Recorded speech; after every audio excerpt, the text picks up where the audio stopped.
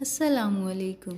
Channel کو ضرور subscribe کریں۔ قبر میں فرشتوں کا سوال۔ حدیث فرمایا سرکار دو عالم نے کہ میت کے پاس قبر میں دو فرشتے آتے ہیں جو اس کو بٹھا کر سوال کرتے ہیں کہ من ربک، تیرا رب کون ہے؟ اور اگر مومن ہے تو کہتا ہے کہ میرا رب اللہ ہے۔ پھر وہ پوچھتے ہیں کہ ما دینک، تیرا دین کیا ہے؟ وہ جواب دیتا ہے کہ میرا دین اسلام ہے۔ پھر وہ پوچھتے ہیں کہ اس شخص کے بارے میں کیا کہتے ہو جو اللہ عز و جل کی طرف سے بھیجا گیا؟ وہ جواب دیتا ہے کہ وہ اللہ کے رسول ہیں۔ فرشتے دریافت کرتے ہیں کہ یہ تجھے کیسے معلوم ہوا؟